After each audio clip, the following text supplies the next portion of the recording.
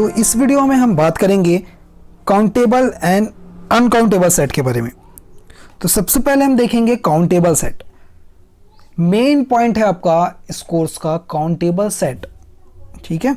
तो वो आपको बहुत ही अच्छे से पढ़ना होगा, क्योंकि काउंटेबल अनकाउंटेबल सेट जो है इससे बहुत सारे क्वेश्चन पूछे, हर साल इससे एक क्वेश्चन तो आता ही है, तो आपको बहुत ही अच्छे से इसे करना पड़ेगा। तो देखते हैं काउंटेबल सेट क्या है। A set A is said to be countable set if either A is finite or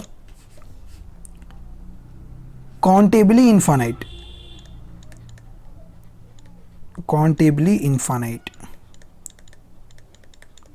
या इसे हम डिन्यूमरेबल भी कहते हैं।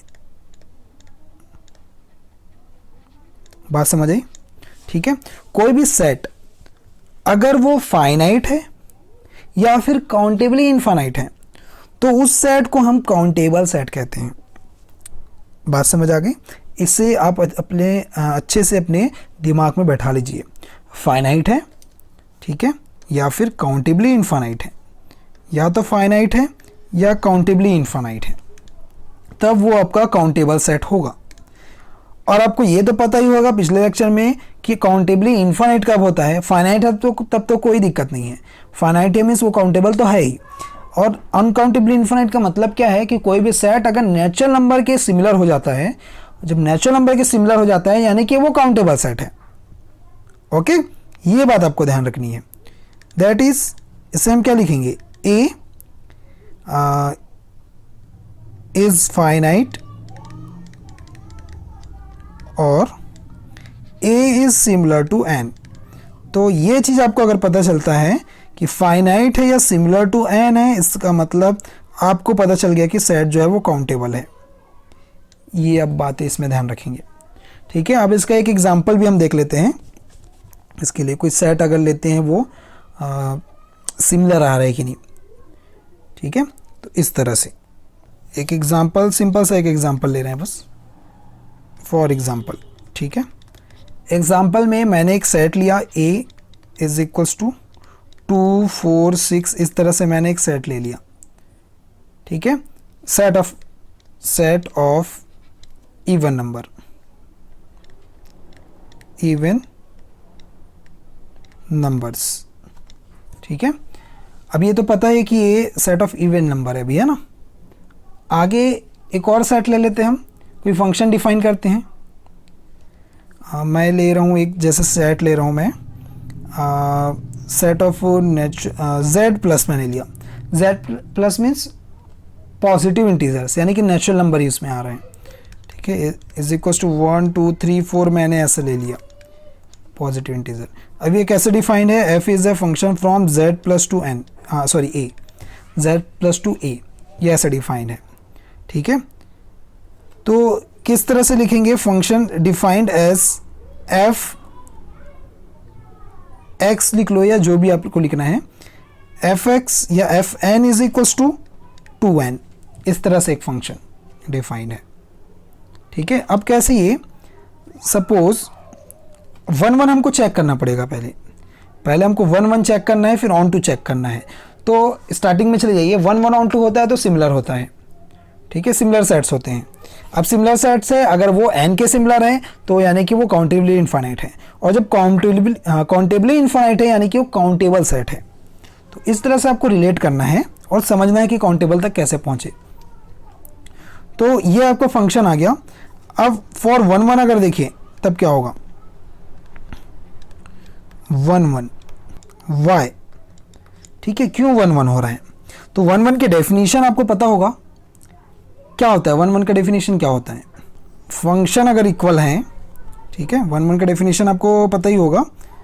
फॉर 1 1 क्या होता है, f(x1) लिए, इधर f(x2) लिए, इस तरह से। तो अगर ये दोनों इक्वल आ जाता है x1 x2, तो ये 1 1 आपका फंक्शन है, ठीक है, तो इस तरह से यहाँ पर जब चेक करेंगे हम, दिस इम्प्लाइज क्या होगा हमारे पास, दिस इम्प्लाइज एक मैंने लिया 2x ले लिया, सपोज 2n है तो मैंने 2x लिया इज इक्वल टू 2y ले लिया। तो यहाँ दोनों जब फंक्शन इक्वल है, यानी कि फंक्शन जब इक्वल है तो उसके जो एलिमेंट्स है वो भी इक्वल आने चाहिए। दिस इम्प्लाइज ये दोनों कैंसिल हुआ, x is equal to y भी हमारे पास आ जाएगा। इट मीन्स ये 1 1 फंक्शन है। और ऑन टू फंक्शन की बात करें अगर, तो एक मैं डायग्राम अगर बना दूँ इसमें, एक मैं जैसे छोटा सा डायग्राम यहाँ पर बना रहा हूँ, इसमें आपका एक z प्लस होगा, एक आपका a होगा सेट। तो z प्लस में आपके 1 2 3 ये सारे एलिमेंट्स आएंगे और भी आगे एलिमेंट्स आएंगे, ठीक है। और इधर अगर ले हम तो इधर कौन से एलिमेंट्स आएंगे, आपके एलिमेंट्स है इसमें 2 4 6 सो ऑन, इस तरह के एलिमेंट्स आ रहे हैं, ठीक है। तो अब देखिए कि अगर मैं 1 पुटअप करूँ 2n में, ठीक है, 2n कह रहा है ना, 2n में अगर यहाँ पर मैं 1 पुटअप करूँ तो 2 आएगा। इट मीन्स जो फंक्शन हमारा डिफाइंड हुआ था ये 1 का 2 के साथ मैपिंग हो गया, फंक्शन जो डिफाइन हुआ, ठीक है। 2 में अगर मैं 2 रखूँ, 2 इंटू 2 करूँ तो 4 आएगा, तो 2 4 के साथ डिफाइन हुआ है। वैसे 3 जो है 6 के साथ डिफाइन होगा तो ये 6 आ जाएगा। उस तरह से आगे भी और भी फंक्शंस यहाँ पर डिफाइन होते जाएंगे। तो यहाँ आपको दिख रहा है ये फंक्शन, इधर से कोई भी एलिमेंट, अगर कोई भी नंबर्स आप लेंगे तो इधर से कोई भी एलिमेंट्स नहीं छूटेगा, तो कोई एलिमेंट नहीं छूटेगा। इट मीन्स ये क्या होगा आपका, इट इज़ ऑन टू, ठीक है। 1 1 तो हमने बता दिया है पहले से, तो ये फंक्शन जो है आपका ऑन टू हो जाएगा। तो 1 1 भी हो गया, ऑन टू भी हो गया। इट मीन्स इसका मतलब क्या हुआ, जब फंक्शन 1 1 ऑन टू होता है इसका मतलब है कि फंक्शन जो है हाँ वो इक्विवेलेंट होंगे, ये दोनों जो है इक्विवेलेंट होंगे, ठीक है। z प्लस और ये a जो है ये दोनों इक्विवेलेंट होंगे। अब ये दोनों जब इक्विवेलेंट होंगे इसका मतलब क्या है कि सेट A जो है, सेट A जो है, ठीक है, या ऐसा कहें z प्लस जो है इक्विवेलेंट है a के, और सेट A जो है वो n के भी इक्विवेलेंट होगा। क्यों n के इक्विवेलेंट होगा, क्योंकि यही n की ही तो वैल्यू है। तो इसका मतलब क्या है, ये दोनों आपके इक्विवेलेंट यानी कि सिमिलर होंगे। जब सेट जब सिमिलर हो जाते हैं इसका मतलब क्या है, आपका सेट A जो एज्यूम आपने किया था वो आपका काउंटेबल सेट होगा, ठीक है। सो सेट A इज काउंटेबल,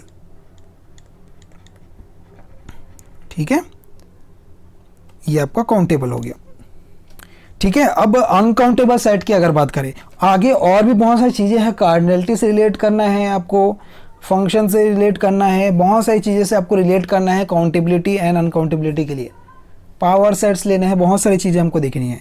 तो अभी सिर्फ बेसिक जो डेफिनेशन है इसका काउंटेबल अनकाउंटेबल सेट का, कि आपको पता हो जाए कि कभी भी क्वेश्चन सॉल्व कर रहे हैं तो काउंटेबल क्या चीज़ है ये आपको पता तो होना ही चाहिए, अनकाउंटेबल क्या है ये भी आपको पता होना ही चाहिए, इसलिए ये बेसिक डेफिनेशन हम करा रहे हैं, ठीक है। उसके आगे और भी अलग अलग कंडीशंस है, कब काउंटेबल होंगे कब नहीं होंगे, वो सारी चीज़ें हम आपको आगे बताएंगे, ठीक है। तो अब देखते हैं uncountable. Uncountable set, uncountable set क्या होगा, काउंटेबल का अपोजिट कर दो। अगर कोई सेट फाइनाइट नहीं है और काउंटेबली इनफाइनाइट है तो वो हमारा क्या हो जाएगा, अनकाउंटेबल हो जाएगा। If the set A is not countable, अगर सेट काउंटेबल नहीं है it means it is uncountable, then it is said to be uncountable। Okay, clear हुई बात, ठीक है। इसको हम और क्या लिख सकते हैं, that is A is called uncountable set if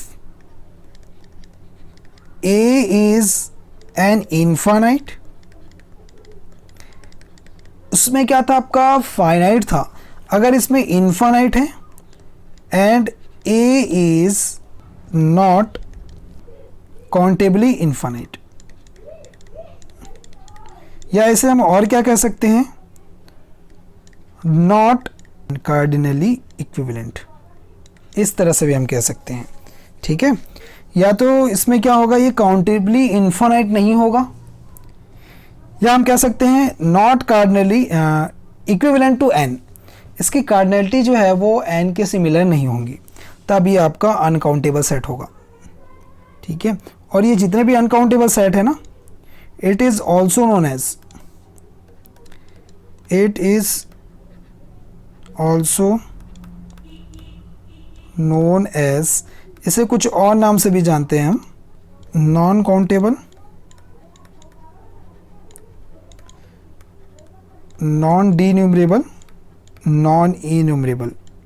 ठीक है, तो ये सारी चीज़ें जो हैं आपको काउंटेबिलिटी से रिलेटेड, यानी कि काउंटेबल अनकाउंटेबल सेट से रिलेटेड, ये आपको बेसिक चीज़ें पता होनी चाहिए।